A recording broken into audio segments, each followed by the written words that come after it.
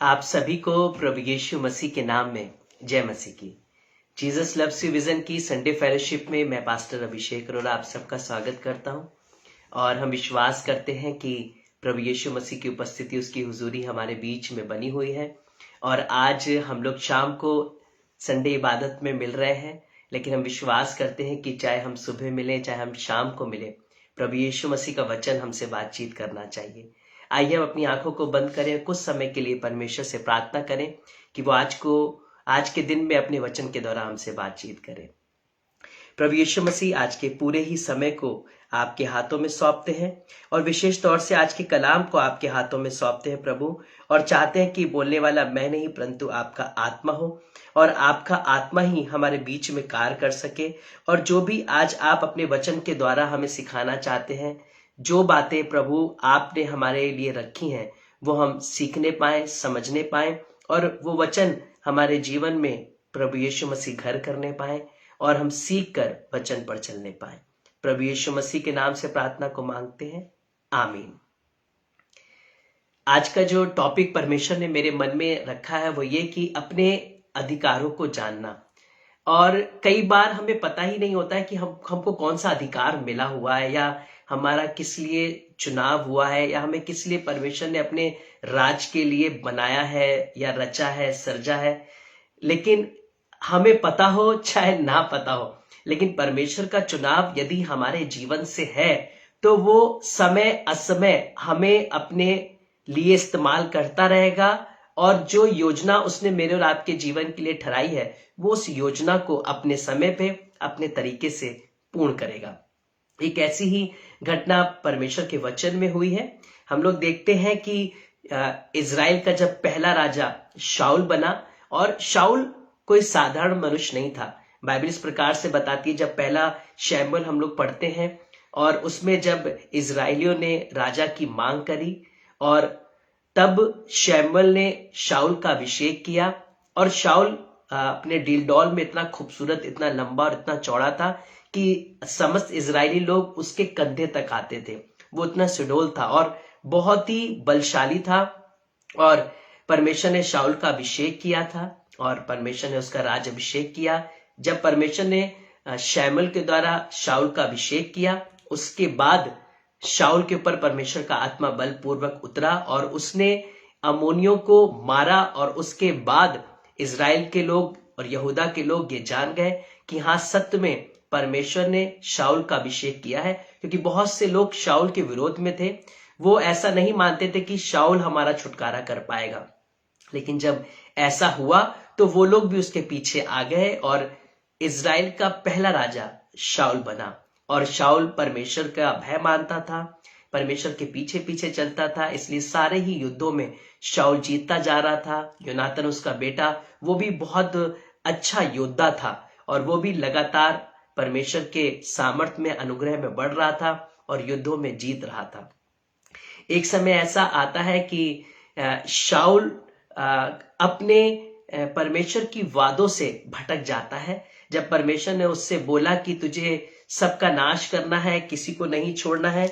हम लोग पढ़ते हैं 15वां अध्याय, जब पहला शमूएल 15वां अध्याय में पढ़ते हैं, तब शाऊल ने क्या किया कि अगाग राजा को, और अमालेकियों से युद्ध था, उसमें अगाग राजा को, उनकी मोटी मोटी भेड़ों को,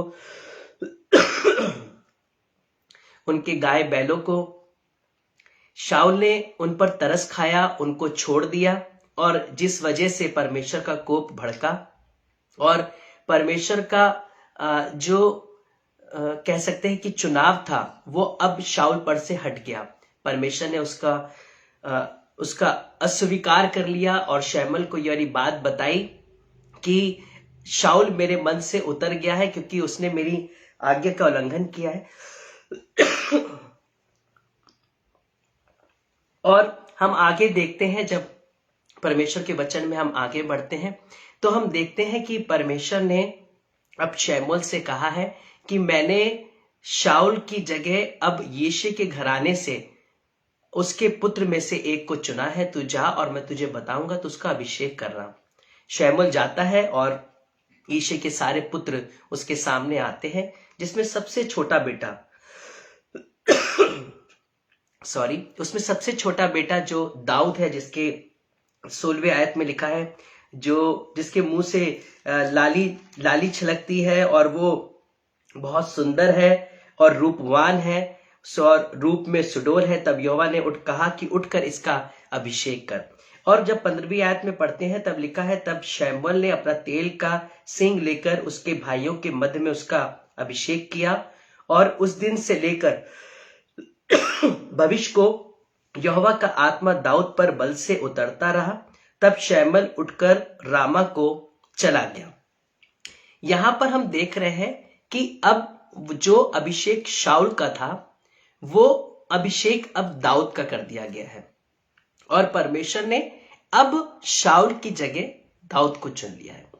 जबकि शाऊल बहुत ही सुंदर, सुडोल, रूपवान योद्धा और अच्छे कदकाठी का है, और शाऊल तो बहुत छोटा सा है और सुंदर सा है, खूबसूरत सा है, एक बच्चे के समान कह सकते हैं। लेकिन परमेश्वर ने अब जब दाऊद का अभिषेक किया है, तो अब जो आत्मा शाऊल के ऊपर उतरता था, वो अब आत्मा बल से दाऊद के ऊपर उतरने लगा है। और उसके बाद हम आगे पढ़ते हैं 14वीं आयत में, यहोवा का आत्मा शाऊल पर से उठ गया और यहोवा की ओर से एक दुष्ट आत्मा उसे घबराने लगा। अभी तक जो आत्मा शाऊल के ऊपर था परमेश्वर की ओर से, वो अब दाऊद के ऊपर आ गया है, और परमेश्वर का आत्मा शाऊल पर से उठकर अब दाऊद के पास चला गया है। और अब परमेश्वर का आत्मा शाऊल के ऊपर नहीं है, पर अब जो परमेश्वर का आत्मा है वो दाऊद के ऊपर है। और दाऊद अब इसलिए चुना गया है कि आगे आने वाले समय में शाऊल की जगह इज़राइल की चरवाही दाऊद करे। देखिए, ना तो अब यीशे को पता है कि शाऊल के बाद अब दाऊद राजा के लिए चुन लिया गया है, ना कि उसके भी भाइयों को भी पता है, क्योंकि आगे हम देखेंगे कि आगे जब गोलियत चेतावनी देता है और जब यीशे अपने बेटों के पास दाऊद को भेजता है कि जाकर अपने भाइयों के हालचाल लेकर आ, तब भाई उसे डांटने लग जाते हैं और कहते हैं कि तू अपनी भेड़ों को छोड़कर किसके पास छोड़कर आया कि तू यहां पर आकर इस युद्ध को देखे। वो ये सोचते हैं कि ये मस्ती मौज करने के लिए यहां पर आया है, और उसकी डांट पड़ रही है, उसको डांटा जा रहा है, उसके भाई लोग उसको झिड़क रहे हैं कि तू अपनी भेड़ों को छोड़कर तू यहां पर आके युद्ध को देखने के लिए आया है। क्योंकि योद्धा शाऊल के संग रहने वाले यीशे के पुत्र जो बड़े थे, दाऊद के जो बड़े भाई थे, वो योद्धा थे, वो शाऊल के संग युद्ध में रहा करते थे और युद्धों को लड़ा करते थे। लेकिन हम देखते हैं कि जो दाऊद है वो नहीं जानता है अभी कि वो अब इज़राइल का राजा होने के लिए चुन लिया गया है। वो शाऊल के प्रति इतना ईमानदार है, इज़राइल के प्रति, अपने परमेश्वर के प्रति इतना ईमानदार है कि जब वो इस घटना को सुनता है कि गोलियत ललकार रहा है, तो वो इस बात को बोला कि इस खतना रहित की सामर्थ्य की क्या कि वो जीवित परमेश्वर की संतान को ललकारे। तब वो शाऊल के सामने खबर को पहुंच जाती है। जब लोग इस बात की चर्चा सुनते हैं, शाऊल तक ये बात पहुंचती है कि एक लड़का जो छोटा सा है वो इस बात को बोल रहा है कि गोलियत है ही क्या जो जीवते परमेश्वर की संतान को ललकारे। और ये दाऊद वही है जो शाऊल के ऊपर जब दुष्ट आत्मा आती है तब ये वीणा बजाता है और दुष्ट आत्मा शाऊल को छोड़कर चली जाती है। और शाऊल इसको पसंद करता है, हमेशा शाऊल चाहता है कि ये उसके सामने रहे ताकि जब दुष्ट आत्मा उसके ऊपर आए तब दाऊद वीणा को बजाए और दुष्ट आत्माओं से छोड़कर चला जाए। इसलिए शाऊल उसे हमेशा अपने पास रखता था और वो उसके हथियार ढोने वाला बन चुका था। शाऊल का जो हथियार ढोने वाला था वो दाऊद बन चुका था, और शाऊल भी दाऊद को पसंद करता था। और ये चर्चा बढ़ती चली गई। तब उसको फिर से राजा के सामने लाया गया और दाऊद इस बारे में बोलने लगा कि हाँ, मैं उससे जाकर लड़ूंगा क्योंकि उसकी सामर्थ क्या कि जीवते परमेश्वर की संतान को ललकारे। उसको पूरी तरीके से तैयार किया गया, अस्त्र शस्त्र दिए गए, पर वो उनको छोड़कर आगे बढ़ता है क्योंकि वो उनको लेकर नहीं चल पाता है, क्योंकि वो योद्धाओं की तरीके से उसने कभी जीवन नहीं जिया है। पर वो इस बात को बताता है कि तेरा दास जब तेरी भेड़ों को चराता है, जब उस पर सिंह और भालू हमला करते हैं तो तेरा दास उन्हें सिंह और भालू के जबड़े से निकाल कर उन्हें बचाता है और सिंह और भालू को मारकर उनकी रक्षा करता है। और हम कैसे देखते हैं कि अब जो है शाऊल युद्ध नहीं लड़ने जा रहा है, अब दाऊद जा रहा है पलिश्ती से लड़ने के लिए। और दाऊद के एक ही वार ने गोलियत को गिरा दिया है, गोलियत मर गया है।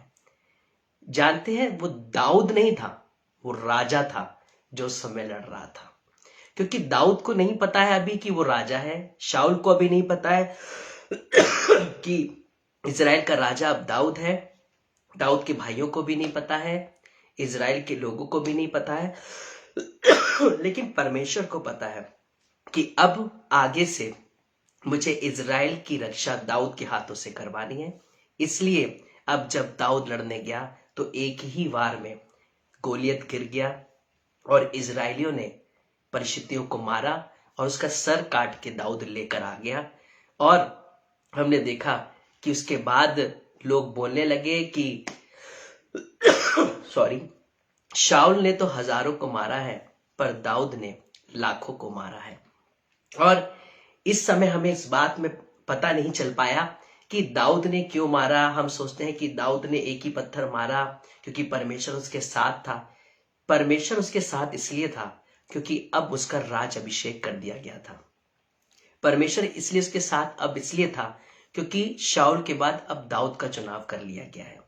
भले दाऊद को भी नहीं मालूम है कि वो क्यों मार रहा है, भले लोगों को भी नहीं मालूम है वो क्यों मार रहा है, अब इजराइल की अगुवाई दाऊद क्यों कर रहा है भले अभी भी राजा शाऊल है, भले अभी भी इजराइल के ऊपर राज करने वाला शाऊल है, पर परमेश्वर ने चुनाव दाऊद का कर लिया है।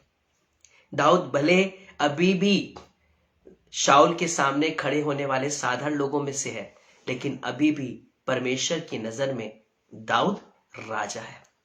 आगे हम देखते हैं इस बात से जब लोगों ने बोला कि शाऊल ने हजारों को और दाऊद ने लाखों को मारा तो शाऊल उससे चिढ़ने लगा और शाऊल को लगा कि मैं जब मुझ पे दुष्ट आत्मा आया और उसने सोचा मैं ऐसा भाला मारूंगा कि जो दाऊद के आर पार चला जाएगा और उससे उसका वध हो जाएगा और लोगों को लगेगा कि मैंने नहीं परंतु मेरे ऊपर जो दुष्ट आत्मा है उसने दाऊद को मारा है। और जब शाऊल ने वो भाला फेंका, दाऊद क्योंकि परमेश्वर का चुना हुआ था, वो भाला जाकर दाऊद के पास से निकल के दूसरी ओर चला गया और दाऊद बच गया। 2 बार भाला फेंका गया, दोनों बार बच गया और शाऊल जान गया कि यहोवा परमेश्वर दाऊद के साथ है। शाऊल अब जान गया कि मेरा अभिषेक दाऊद के ऊपर आ गया है। शाऊल अब जान गया कि यहोवा का आत्मा अब दाऊद के ऊपर है। शाऊल अब जान गया कि अब दाऊद ही मेरे राज के बाद दूसरा राज अब दाऊद ही करेगा।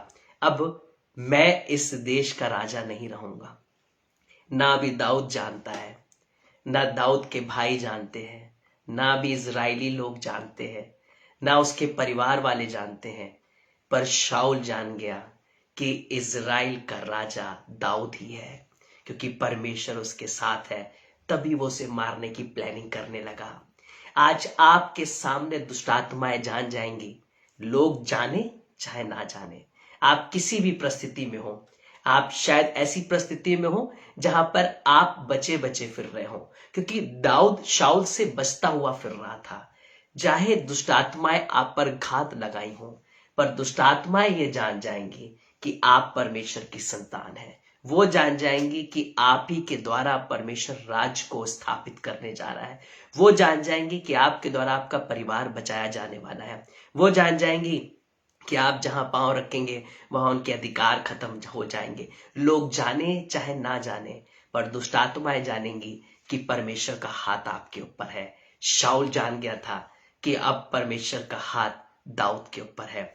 अब देखिए शाऊल बार बार प्लानिंग करने लगा कि मैं कैसे दाऊद को घात करूं। तो उसने प्लानिंग करी कि मैं अपनी बेटी की शादी तुझसे कर दूंगा, तू जाकर पलिश्तियों के 100 लाशों को गिरा देना। और दाऊद जाता है, 100 नहीं परंतु 200 को मार कर आता है। और शाऊल जान जाता है कि यहोवा दाऊद के साथ है।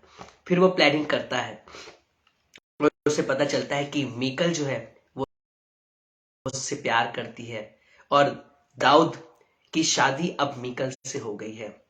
और वो चाहता था कि वो मीकल को अपनी ओर करे, योनातन को अपनी ओर करे और वो दाऊद को मरवा दे।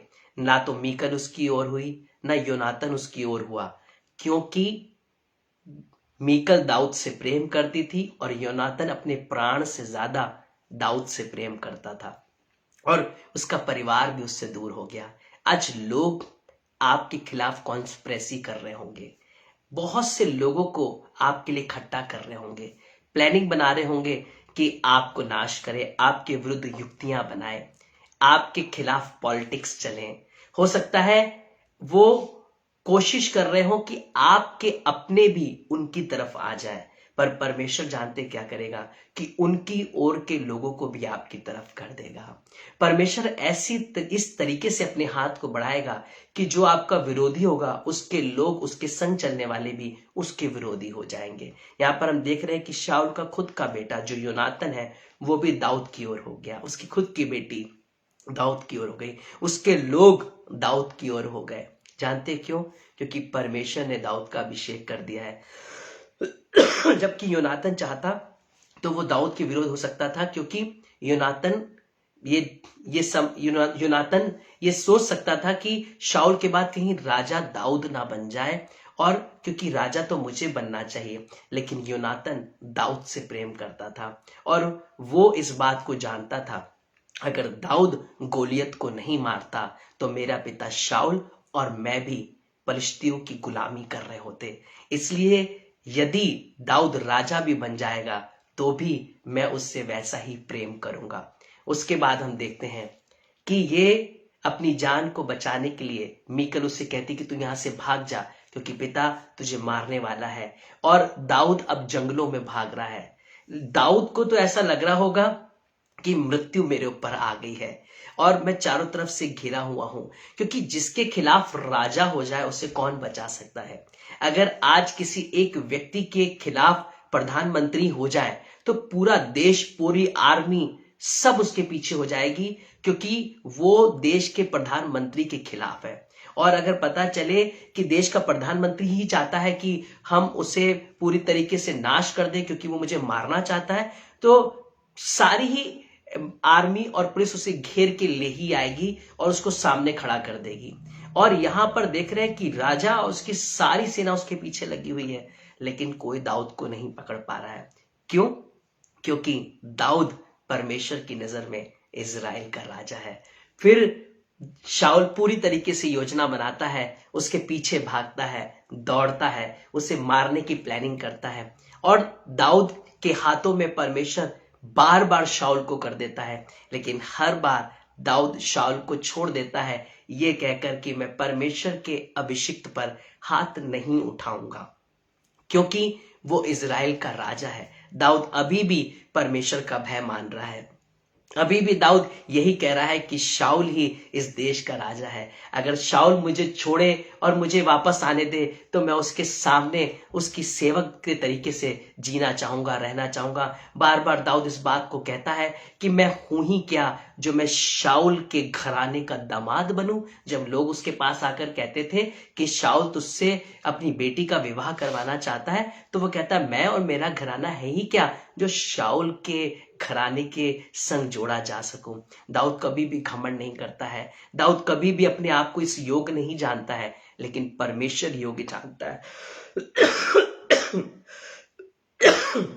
आज मैं आपसे यही कहना चाहता हूं कि आप चाहे किसी भी कंडीशन में क्यों ना हो, आपको मारने की प्लानिंग कर दी गई हो, आप बीमारी के बिस्तर पर चले गए हो, चारों तरफ से बचने की कोई योजना नजर नहीं आ रही हो, आपकी परिस्थितियां खराब चल रही हैं, आप फाइनेंशियल कंडीशंस की बहुत सी दिक्कतों का सामना कर रहे हो, आपके पारिवारिक समस्याएं बढ़ती चली जा रही हो, लेकिन आप उसके बाद भी परमेश्वर के भय में हो, उसके बावजूद भी आप परमेश्वर के वचन के प्रति ईमानदार हो, परमेश्वर के आज्ञा का पालन कर रहे हैं, परमेश्वर की सेवा में बने हुए हैं, संकट है, परेशानी आई, तकलीफें आई, आंधी तूफान आया हो, आपको रेंट पर रहना पड़ा हो, आप रेंट ना उतार पा रहे हो, बच्चों की टाइम पे फीस नहीं जमा हो पा रही है, लेकिन फिर भी आप परमेश्वर के भय में हैं, फिर भी आप हाथ उठा के परमेश्वर का धन्यवाद दे रहे हैं। भले बीमारियों ने आकर घेर लिया हो, फिर भी आप हाथ उठा के यहोवा का धन्यवाद दे रहे हैं और इस बात की चर्चा कर रहे हैं कि ये बीमारी नाश करने के लिए नहीं परंतु परमेश्वर की महिमा के लिए आई है। जब संकट और तनाव आ गए हैं, जब चारों तरफ से संकट ने आपको घेर लिया है, तब आप कह रहे हो कि जवान सिंहों को घटी हो सकती है, वो भूखे भी रह सकते हैं, परंतु यहोवा के खोजियों को किसी भली वस्तु की घटी ना होगी। और आप विश्वास के संग दाऊद की तरीके से परमेश्वर का भय मान रहे हो, परमेश्वर के अभिषेक की ओर आप हाथ नहीं उठा रहे हैं, परमेश्वर के भय में चल रहे हैं। और बार बार परमेश्वर शाऊल को हाथों में कर रहा है, फिर भी दाऊद इसलिए छोड़ रहा है क्योंकि वो परमेश्वर के अभिषेक पर हाथ नहीं उठाना चाहता है। वो अभी भी शाऊल के अधीनता में रहना चाहता है, वो अभी भी चाहता है कि शाऊल उसे माफ कर दे, उसे वापस बुला ले, वो गुलाम की तरीके से उसके संग रहना चाहता है। लेकिन शाऊल को पता है कि अगर दाऊद रहा तो मेरा राज नहीं चल पाएगा, क्योंकि लोग भी उसे पसंद करते हैं और परमेश्वर यहोवा भी उसकी ओर है।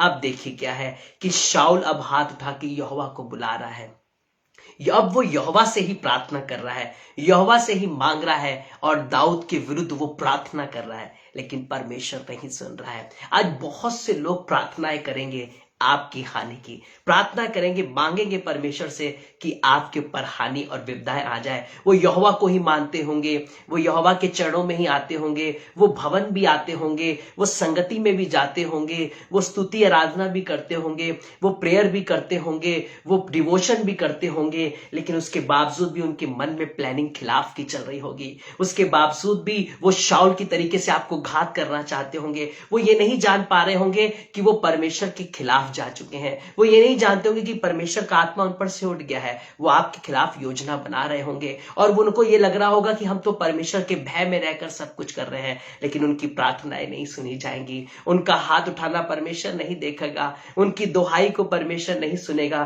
क्योंकि परमेश्वर ने आपका चुनाव किया है। और वो राज अभिषेक जो शमूएल के द्वारा दाऊद का किया गया, वो तेल, वो अभिषेक दाऊद की रक्षा करता रहा। और एक दिन वही हुआ जो दाऊद ने कहा कि शाऊल का न्याय परमेश्वर ही करेगा, मैं उस पर हाथ नहीं उठाऊंगा। और शाऊल अपने जीवन भर दाऊद का घात करने की प्लानिंग करता रहा, लेकिन वो दाऊद को तो नहीं पा पाया, लेकिन युद्ध में मारा गया, उसके सारे बेटे मारे गए। लेकिन वही दाऊद जिसे वो मारना चाहता था, उसने शाऊल के लिए, शाऊल के बेटों के लिए विलाप किया, आंसू बहाए, और योनातन को याद करके उसने मपीबोशेत को अपने घर में अपनी मेज पर बैठने का अधिकार दिया। और फिर हम देखते हैं कि इस्राएल का राजा दाऊद बना। आप भले भेड़ों को चरा रहे हो, आप भले खेतों में पड़े हुए हो, आपको भले राज से निकाल दिया गया हो, भले आपकी पदवी छीन ली गई हो, भले आपके खिलाफ आपके लोग, आपके परिवार, आपके अधिकारी हो गए हो, आपको मारने की प्लानिंग कर दी गई हो, आपके खिलाफ पूरा देश हो गया हो, आपके खिलाफ सारे ही देश के अधिकारी हो गए हो, आपके परिवार के लोग हो गए हो, लेकिन मैं आपको बताना चाहता हूं, फिर भी अगर आप परमेश्वर के भय में हैं, फिर भी आप परमेश्वर के वचन का पालन कर रहे हैं, फिर भी आप परमेश्वर के वचन के अनुसार जीवन जी रहे हैं, फिर भी आप परमेश्वर के अभिषिक्तों पर हाथ नहीं उठा रहे, परमेश्वर की आज्ञा का पालन कर रहे हैं, परमेश्वर के भय में बने हुए हैं, तो आप ये जान जाइए कि परमेश्वर वो समय आपके जीवन में लाने वाला है जब आप दाऊद की तरह उठाए जाएंगे, जब आपका राज अभिषेक आपको राजा बनाएगा। और हम देखने पाएंगे कि वो समय आ गया जब दाऊद इजराइल पर राज करने लगा। आइए अपनी आंखों को बंद करें और प्रार्थना में चले। हमसे प्यार करने वाले सच्चे जीवित दयालु पिता, प्रभु यीशु मसीह के नाम से हम सब आज आपके पास धन्यवाद के संग आते हैं और विश्वास करते हैं आज के वचन के द्वारा आपने हम सब से बातचीत की। यदि कोई निराशा में है, कोई संकट में है, आज हर एक व्यक्ति ये जानने पाए कि मैं प्रभु यीशु मसीह के पीछे चलूंगा, चाहे दुनिया मेरे खिलाफ हो जाए, चाहे मेरे लोग मेरे खिलाफ हो जाए, चाहे सब मुझे छोड़ दें, लेकिन मैं परमेश्वर का भय मानूंगा, मैं परमेश्वर के वचन का पालन करूंगा और उसके मार्गों पर चलूंगा। प्रभु यीशु मसीह आज हाथ बढ़ा के सबके लिए समान रीति से प्रार्थना करते हैं कि दाऊद का अभिषेक हर एक के पर आने पाए। प्रभु, अगर आज कोई पिसा हुआ, दबा हुआ, कुचला हुआ महसूस कर रहा है अपने बिजनेस में, अपनी जॉब में, अपनी पर्सनल लाइफ में, अपनी फैमिली लाइफ में, आज हो सकता है कि सब उसको विरोधी नजर आ रहे हों, पर आप सबसे प्रेम करिए, सबके लिए प्रार्थना करिए, सबके लिए हाथ बढ़ा के परमेश्वर यहोवा से दुहाई दीजिए। आप निराश मत होइए, वो समय आने वाला है जब परमेश्वर आपको उठाने वाला है। भले दुनिया जानती हो चाहे ना जानती हो, पर भले आप जानते हो चाहे ना जानते हो, पर दुष्ट आत्माएं जानती हैं कि परमेश्वर ने आपका चुनाव कर लिया है। अंधकार की शक्तियां जानती हैं कि आपका राज अभिषेक परमेश्वर के राज के लिए हो गया है। दाऊद का अभिषेक हुआ इजराइल का राजा बनने के लिए, मेरा और आपका अभिषेक हुआ है स्वर्ग के में राज करने के लिए, स्वर्ग के परमेश्वर राजा के राजकुमार बनने के लिए। मत घबराइए, मत डरिए। परिस्थितियां चाहे कितनी भी खिलाफ में क्यों ना हो गई हो, पर आज मैं परमेश्वर का सेवक होने के नाते पिता, पुत्र, पवित्र आत्मा की उपस्थिति में हाथ बढ़ा के आज प्रार्थना करता हूं, शैमुएल की तरह प्रभु आज अपने लोगों का राज अभिषेक करिए।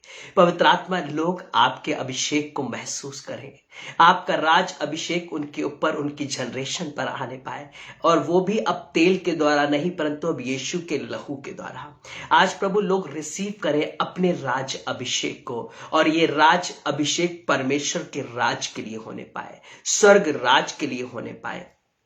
अब चाहे कोई भी परिस्थिति हमारे खिलाफ में हो जाए, हम ना डरेंगे ना घबराएंगे। भले हमें जंगलों से गुजरना पड़े, भले हमें पहाड़ियों से गुजरना पड़े, भले हमें गड्ढों में जाना पड़े, अंधकारों से गुजरना पड़े, भले हमारे खिलाफ सेना आ जाए, भले हम पर विपत्तियों के भाले चलने पड़े, भले राजा हमारे खिलाफ हो जाए, लोग हमारे खिलाफ हो जाए, लेकिन परमेश्वर यहोवा तू हमारे साथ है। और वो एक दिन आएगा, वो एक समय आएगा जब हम आपके राज में राजकुमार बन के खड़े होंगे। परमेश्वर पिता, दुनिया को लग रहा होगा ये नाश हो जाएंगे, ये मर जाएंगे, बच नहीं पाएंगे, ये क्या जाने, ये क्या सच्चाई को नहीं जानते। लोगों को लगता है कि हम व्यर्थ की जिंदगी जी रहे हैं, पर एक दिन आएगा हम उन्हीं की आंखों के सामने बादलों पर उठाए जाएंगे, और यीशु मसीह हमें उन बादलों पर लेकर जाएगा और राजकुमारों की तरह हमें अपने राज में खड़ा करेगा। हमारा राज अभिषेक हुआ है, अपने अभिषेक को रिसीव करिए। जो अभी इस प्रार्थना को सुन रहे हैं, जो बाद में सुने, अपने अभिषेक को रिसीव करें, अपने राज अभिषेक को रिसीव करें कि मैं यीशु मसीह के राज का, अपने पिता के घराने का उत्तराधिकारी हूं। जैसे शैमुएल ने दाऊद का अभिषेक किया, वैसे परमेश्वर ने मेरा अभिषेक किया है, और वो अब तेल के द्वारा नहीं, अब यीशु के लहू के द्वारा है, क्योंकि परमेश्वर ने अपने याजक अर्थात अपने पुत्र यीशु मसीह के द्वारा मेरा राज अभिषेक किया, अपने राज के अधिकार के लिए। और वचन कहता है, जितनों ने उस पर विश्वास किया उतनों को परमेश्वर ने संतान होने का अधिकार दिया। हम सबका राज अभिषेक हुआ है परमेश्वर की संतान बनने के लिए। प्रभु यीशु मसीह, अगर कोई बीमार है, तकलीफ में है, परेशानी में है, दिक्कतों में है, संकट में है, कर्जे में है, निराशाओं में है, प्रभु किसी भी तरीके की तंगाली में है, पवित्र आत्मा आप हर एक के बंधनों को तोड़िए। प्रभु आज अगर कोई भी किसी भी समस्या से गुजर रहा है, प्रभु हम जानते हैं कि आप छुटकारा दे रहे हैं। हम विश्वास करते हैं कि प्रभु हम दाऊद की तरह उठेंगे और अपने राज में पहुंचेंगे, और हमारा पिता जो हमारा राजा, हमारा अब्बा पिता है, हम उसके सामने राजकुमारों की तरह खड़े होंगे। यीशु मसीह के नाम से हर एक को ब्लेस करते हुए प्रार्थना को अपने उद्धारकर्ता प्रभु यीशु मसीह के नाम से मांगते हैं, आमीन। प्रभु आप सबको आशीष दे, सबको जय मसीह की प्रार्थना करते रहिएगा। इस समय कोल्ड कफ सबको चल रहा है, वायरल भी चल रहा है, लेकिन प्रभु का धन्यवाद हो कि उसने उस तकलीफ में भी मुझे इस्तेमाल किया अपनी महिमा के लिए। आप मेरे लिए भी प्रार्थना करिए, एक दूसरे के लिए भी प्रार्थना करिए, और इस ट्यूसडे को शाम को 6:30 बजे यूट्यूब लाइव पर हम लोग फिर से मिलेंगे। तब तक के लिए प्रभु आप सबको संभाले, सबको जय मसीह की।